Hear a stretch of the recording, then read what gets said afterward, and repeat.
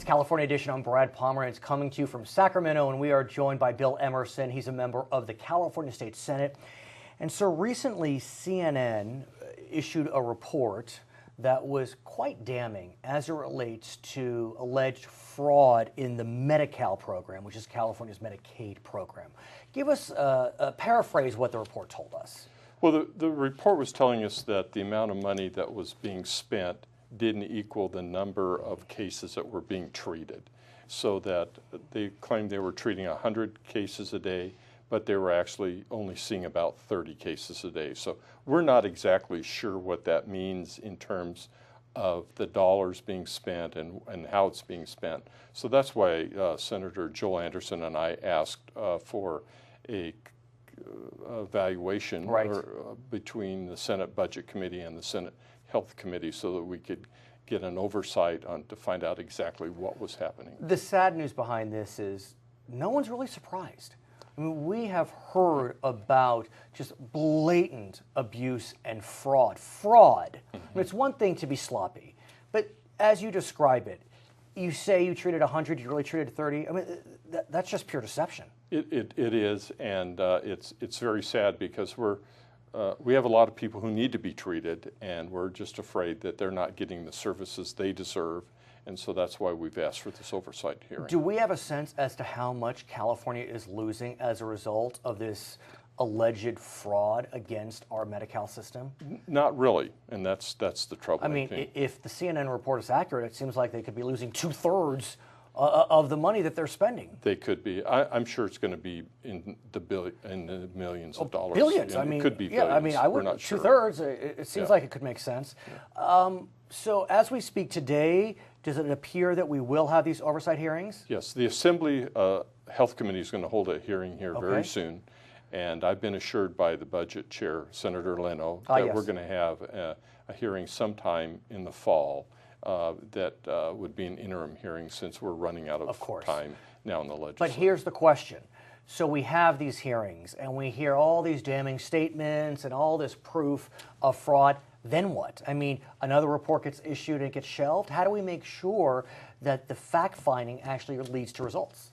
Well, I'm certainly going to make sure that when we take a look at next year's budget that we set up a process so that we know exactly what's happening to those dollars. That will be constant legislative oversight as far as I'm concerned.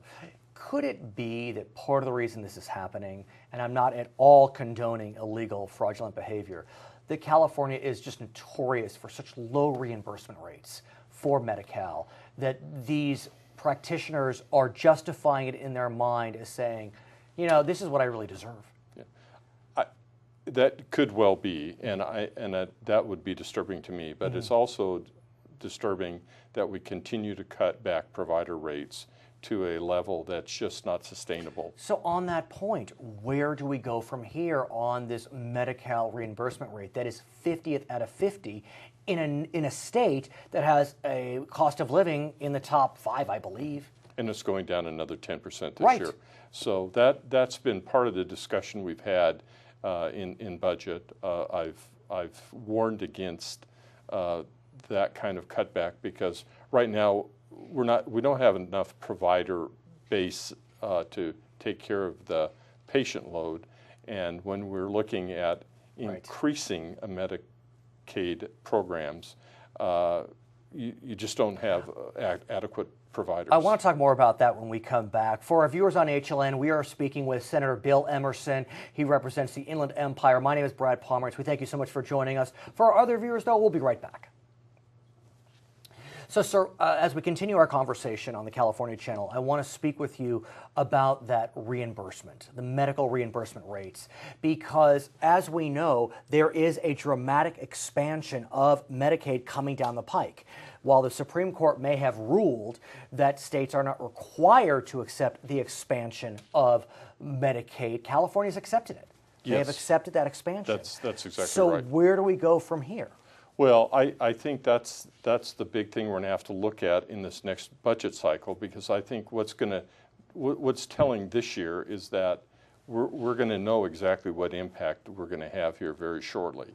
And my feeling is that it's going to be inadequate coverage because the provider network will just not be there. Right. So I think we're going to have to take a look at that earlier than next year's budget to try to correct a problem that's headed for disaster. But why are we decreasing Medi-Cal rates at a time when California's budget is in better shape? I mean, I could argue that it would make sense if this was 3 years ago or even last year, but purportedly we're in the black. We are, and we have a budget excess here Right. at this point of about $2 billion. Okay. But I think that's what we're going to have to really take a look at. We're having a budget hearing Coming this up. week, and that will take a look at some of those issues. And so I think we're going to have to make some decisions sooner rather than later. I want to talk more about the new healthcare regime. Whether one supports it or not, it is coming forward. I mean, we are going to see the Affordable Care Act kick into gear in a serious way in January of 2015. What do you see in your communities? Are your communities recognizing the benefits that they can obtain as a result of the Affordable Care Act? Whether you like it or not, there are certain benefits you can get. Absolutely, and I think the big problem is the impact on the Inland Empire. We're going to look at another 250,000 people that will come into a system that the Inland Empire health plan is going to have to pick up. Right. And we know, if I may interrupt, that the Inland Empire has a dearth of doctors when compared to other regions in the state of California. We definitely do. We have a huge shortage of not only healthcare, the providers, the physicians. We have a lack of the auxiliary personnel as well. And the infrastructure for clinics and hospital beds is all at the low end based on our population. So I've been assured by the Inland Empire Health Plan that they're going to make it work as best they can. Is that the public health plan? What exactly is it? It is the public health plan. Well, it's a private health plan that's contracted with Riverside and San Bernardino counties to provide Medi-Cal programs. What about the healthcare exchanges? Because that presumably could be a boon to individuals that are kind of in that mid-range. In mid-range, right. That's correct. And so is the word getting out in your mind? Not as of yet. Okay. We are waiting on some new programs that were supposed to go into effect in October of 2013 to advise individuals about the health care plans. We're still doing some legislation to establish the proper protocols for that whole thing. Do you feel as if that in California there is a general sense that whether you like the law or not, we need to make this work? Because in Washington, D.C., again, whether you like the law or not, there really is a lot of recalcitrance to move forward. There is, and we're sort of in that position where we're faced with some deadlines that we have to agree to. And my view is, like it or not, we've got to make it work. Right. And so I fall into the category of legislators that say, let's fix what we can and hope the federal government fixes the other. Now, you're a dentist, so I do want to get your sense about kind of where we go from here. Yeah.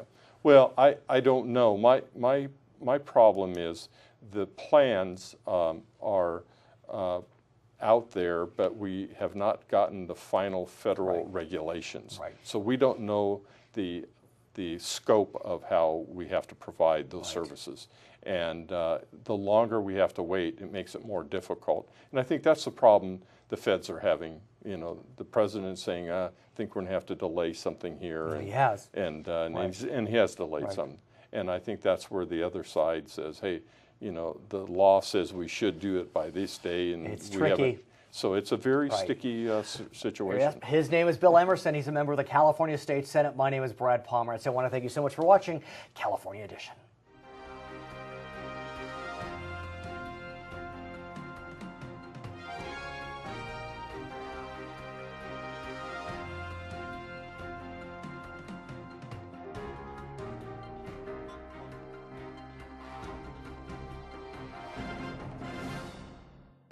It's California Edition. I'm Brad Pomerance coming to you from Sacramento. We are joined by Steve Knight, member of the California State Senate. And sir, November 2012 was a rough time for California Republicans. I think it's fair to say. That's fair to say. Not the best election for the CRP. And there was a lot of fear amongst Republican members of the legislature in Sacramento that they would be shut out completely by the supermajority Democrats. Right. It appears, though, that that hasn't happened, that there has been some bipartisanship, and that you've been able to work with your Democratic friends and colleagues on a variety of bills.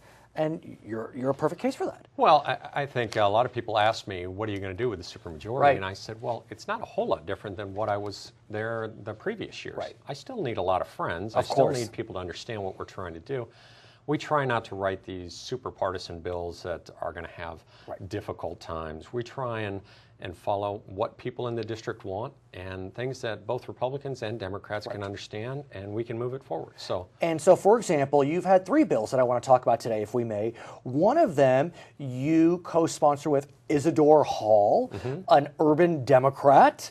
It focuses upon concealed weapons. Right. Well, we wrote this bill a year ago, and it talks about our level 1 reserve officers. And level 1 reserve police officer, you wouldn't know the difference between a regular police officer on the street. And you were a police officer. And I was a police officer for 18 years, worked with reserves often.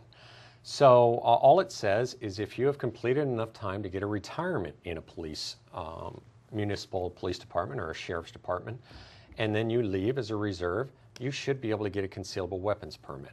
And that's the same as a police officer. If I had 20 years and I left, I would get a concealable weapons permit.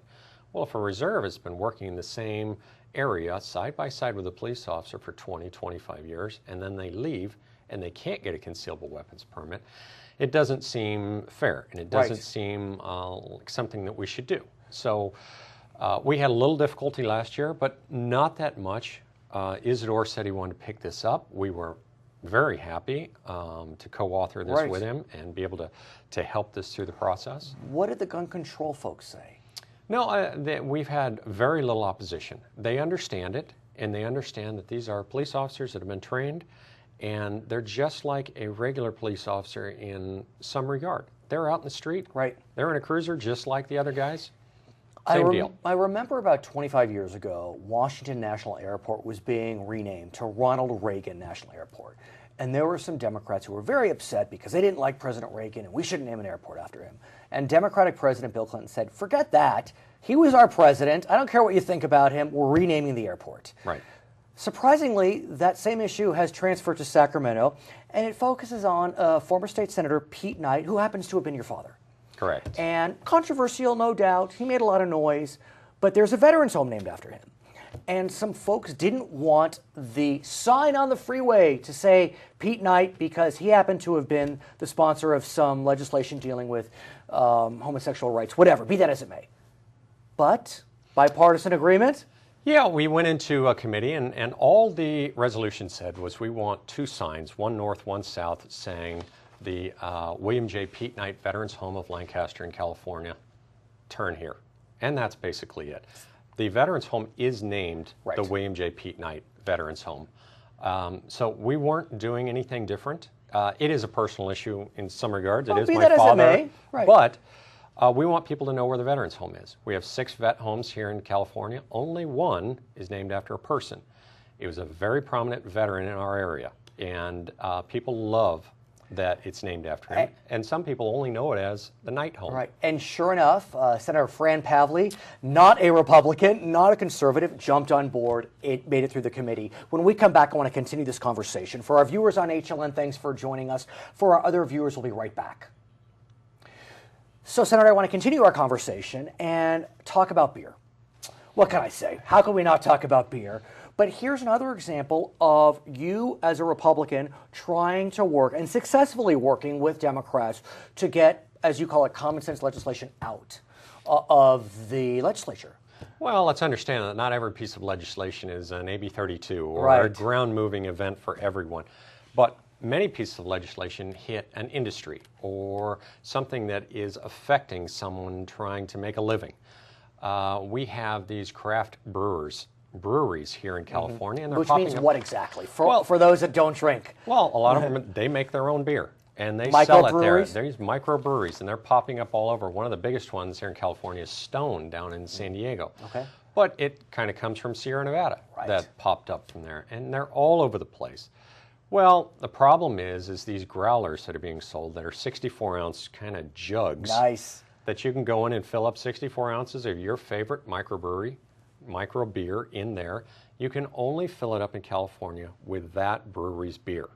In other states, if you own a jug, you can go in and fill it up, pay for the beer, and you're out. Was that supposed to be protective when that law was passed? There were some labeling problems and there were some issues with that. But the issue with me is the breweries make money off selling beer. They're not making money off selling a whole bunch of these growlers. Right. And so the brewers came to me and they came to Assemblyman Chesborough and they said... A Democrat from Northern California. And we both said, absolutely. So unbeknownst to each other, we wrote very similar bills. Now we have merged them into one, and I just jockeyed that bill on our floor in the Senate. We've moved that off the floor, and we hope that it's going to go to the governor's desk, and it'll help that industry. It is very important for beer, but it is that industry that we're trying to allow them to make some money. So how is it that you have been so successful, apparently, working with Democrats? Because I think it's fair to say that some of your Republican colleagues haven't seen the same success. Well, you got to understand that it is about relationships. You do want to build relationships with folks in any industry, and my industry is not any different. It's politics. It's just another job. It's just in the best sense. It is, and so people will trust you if they trust that you're going to keep your word and all of those things that make you a good person. But up here, they also trust you in how you work and how you give an effort and how you work with the offices and all of that. And I think that we've reached out. Our office is very good at doing that and building those relationships with the staff and the member, and they see that. And what's interesting about Republicans in the Capitol today is I have heard many Republicans tell me, both on and off camera, that they much prefer working with this governor, the Democrat, than maybe the prior governor. I won't say his name.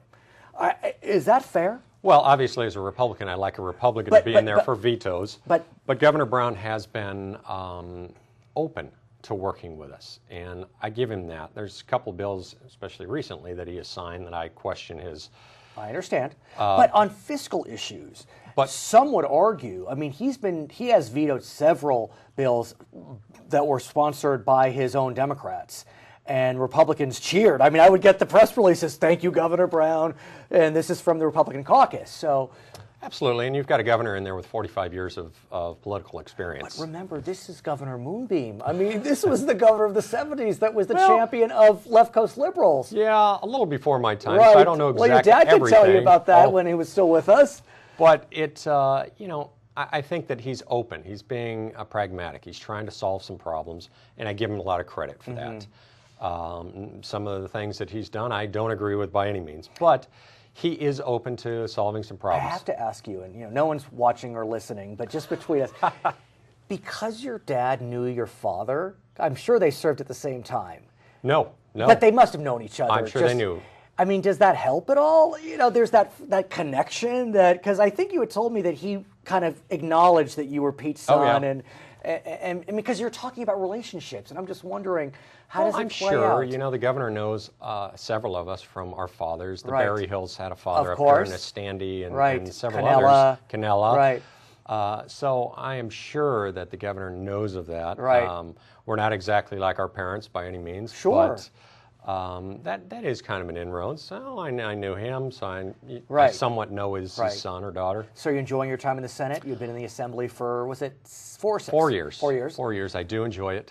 You're the class. You're the Republican class of one. I am one. I elected myself the president of the class. I'm good to go. But since then, we've gotten Senator Nielsen, and now we've got Senator Vidak. They've come on board. So maybe it's turning a little. You never know. We'll see. His name is Steve Knight, not Pete Knight. That was his dad. My name is Brad Pomerance. You're watching California Edition.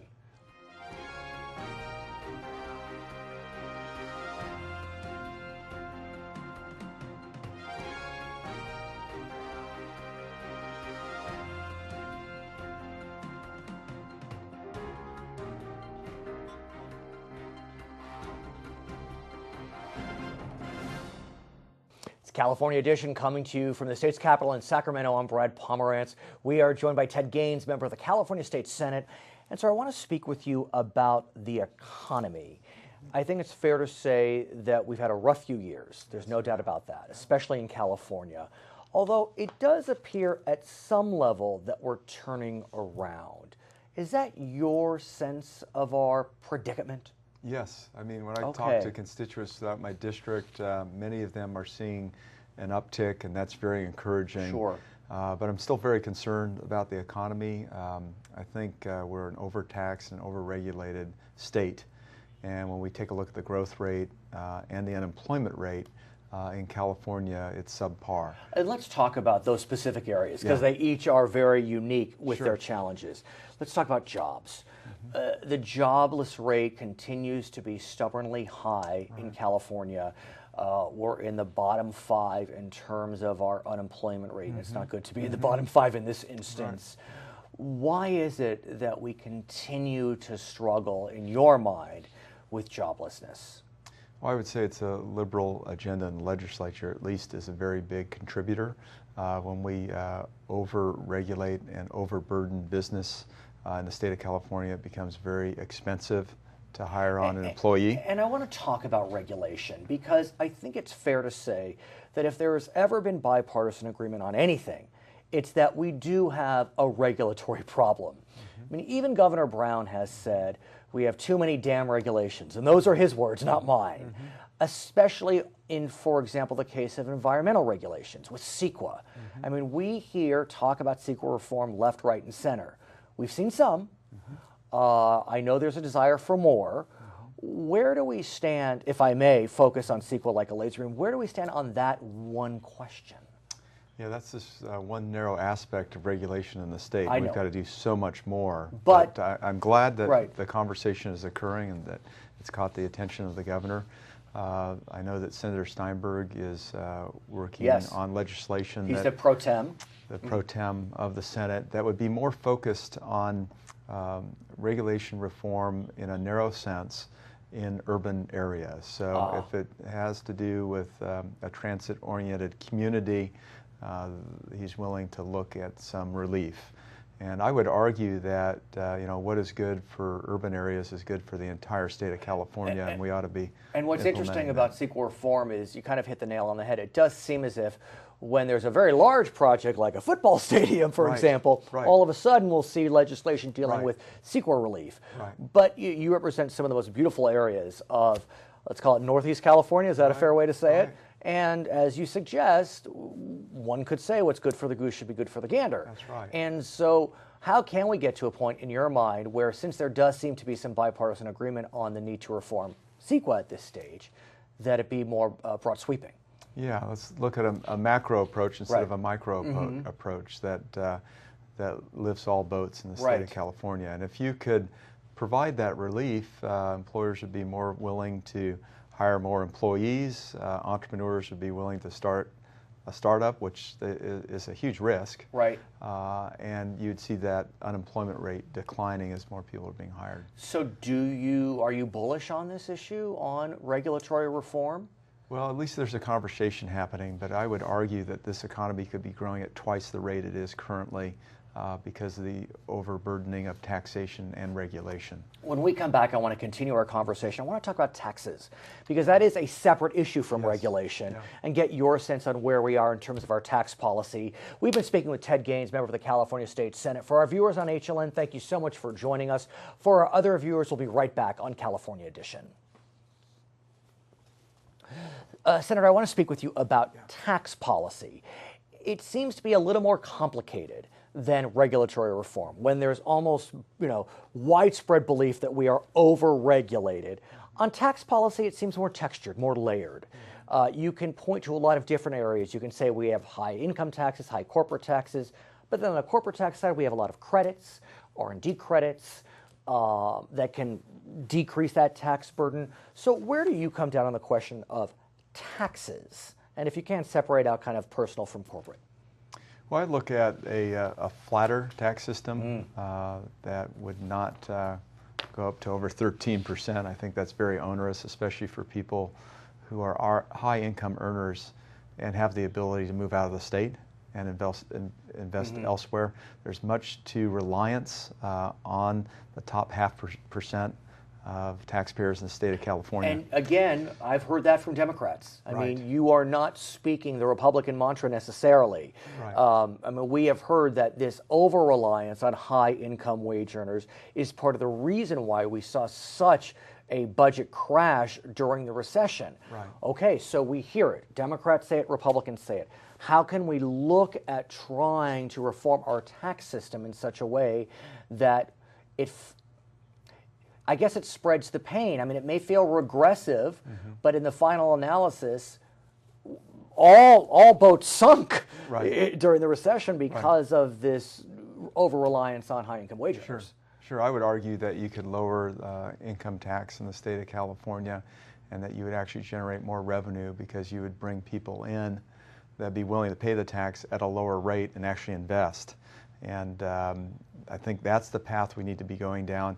Ronald Reagan did it in the 1980s, and we saw revenue into the Treasury over a 7-year time frame actually double. What about applying sales tax, for example, to more areas? Bring down the sales tax rate, because it is very high. I think you had said it's the highest in the nation.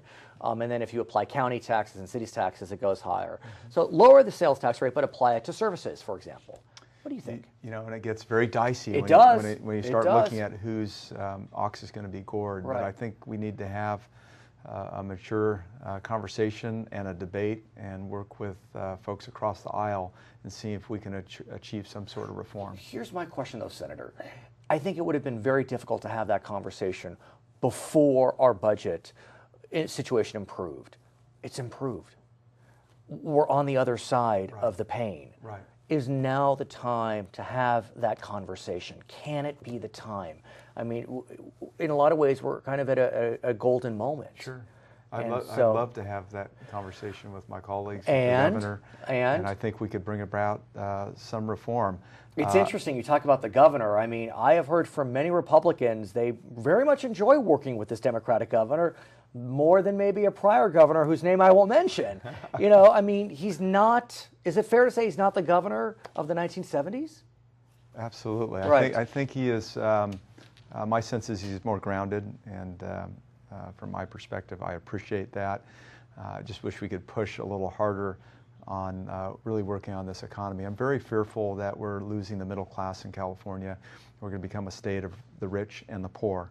And we've got to figure out how to move folks up to that middle class. And I think easing taxation along with regulation, along with education, I mean, there's a lot of elements to it. What's so interesting about California, it seems so schizophrenic in a way.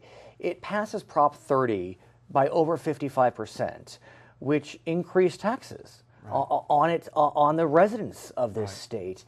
But yet, it still feels as if there's a lot of general malaise about our tax situation. So, well, a lot of that taxation hit the wealthy. So for the first 4 years, no doubt, You know, generally human nature is that, hey, if you tax someone else, so the rich, we can move ahead with it. But still, that's still not good for California. This governor, I mean, he's been the one that's towing the fiscal line. He's been the one vis-a-vis the Democrats in the legislature. Fair? I appreciate the fact that he held back on the budget this year. Right. I have other challenges that need to be addressed in terms of, he wants to move forward with high-speed rail. How are we going to fund that? That's a whole, God, you need to come back for that conversation. We've got pension problems. Yes. How are we going to fund that? Well, pension problems, I think, is something that also is, there's some bipartisan agreement on. High-speed rail, it depends who you talk to, and it's really hard to say where we go with that. You promise you'll come back to talk about high-speed rail? Because that is a conversation I definitely want to have. I take no position, but I think it's an important conversation for our state. Our guest has been Ted Gaines. He's a member of the California State Senate. My name is Brad Pomerance. We thank you so much for watching California Edition.